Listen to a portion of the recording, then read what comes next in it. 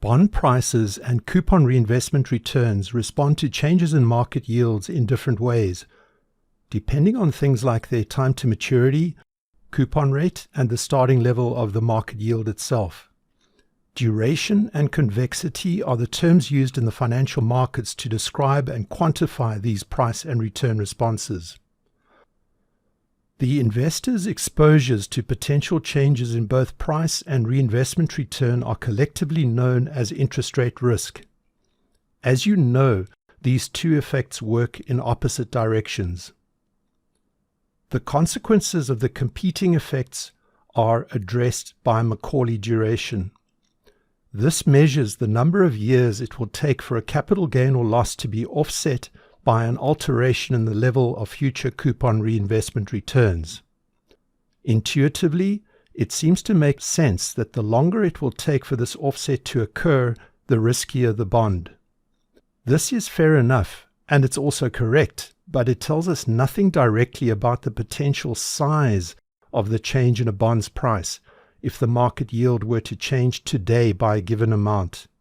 The reinvestment return effect will eventually work in the opposite direction to the capital gain or loss.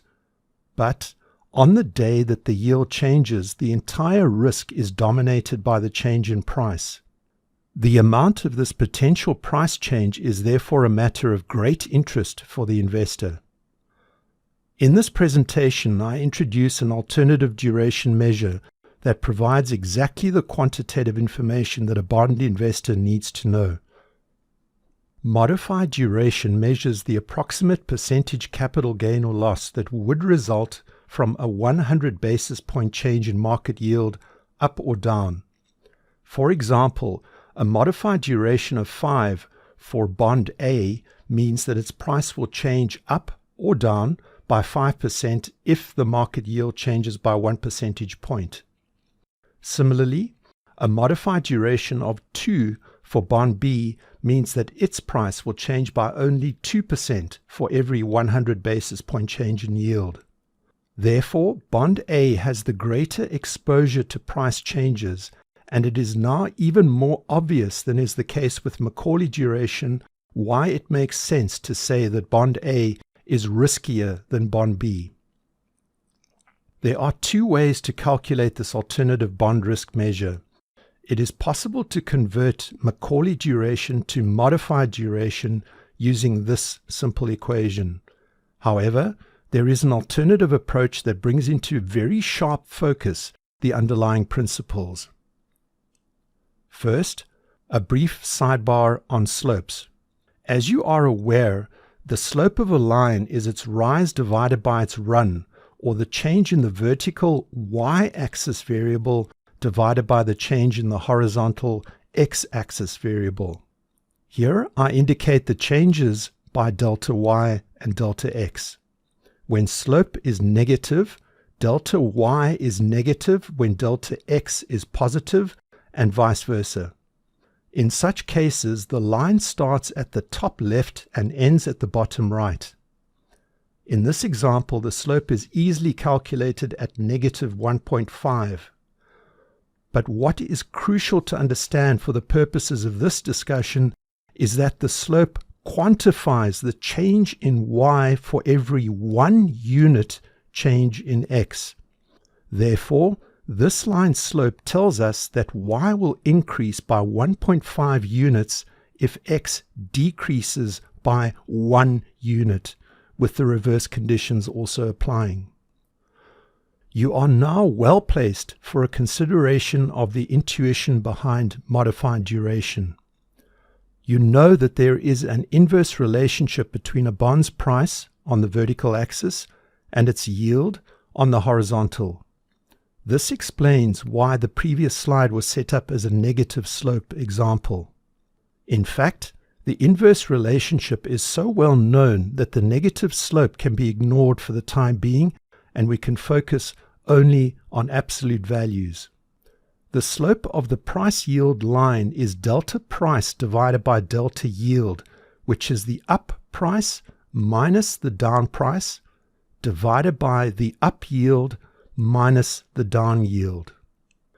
Modified duration is usually calculated on the basis of the price change if the yield were to increase or decrease by the same amount, starting at the current yield CY0. We call this amount delta Y. Notice that the market yield could move by delta Y from CY0 to CY down, or in the opposite direction, also by an amount equal to delta Y. Therefore, the difference between the up yield and the down yield must be double the delta Y distance. So, the slope of the bond's price yield line is the up price minus the down price divided by 2 times delta Y. You know that slope gives information on the number of units on the vertical axis for every 1 unit of change in the horizontal. Therefore, this slope formula puts a number on the rand amount change in the bond's price for every 1 percentage point change in yield. From here, it is just one short step to turning the rand amount of the price change into a percentage of the current bond price. To do this, divide the rand-denominated slope by P0, being the bond's price before the change in yield.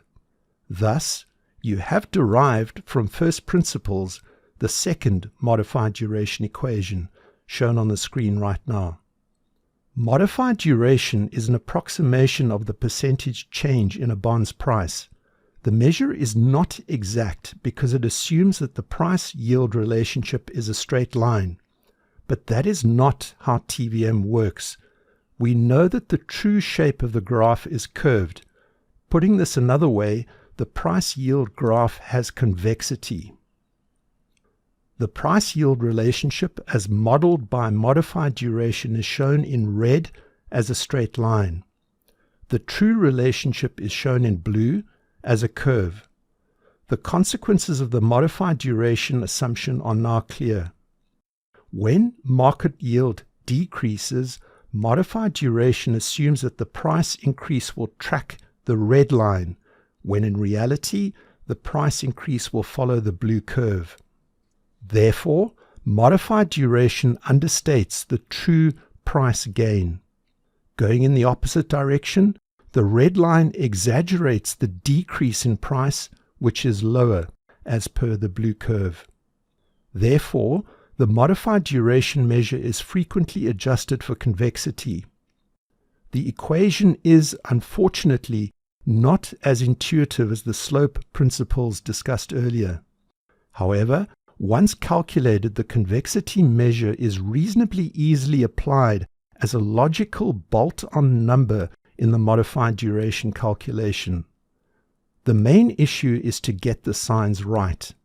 Errors can be avoided by bearing in mind the general effects of convexity, that you would expect the convexity adjustment to amplify the predicted price increase when yield decreases. Similarly, the convexity adjustment should attenuate or mitigate the predicted price decrease when yield increases.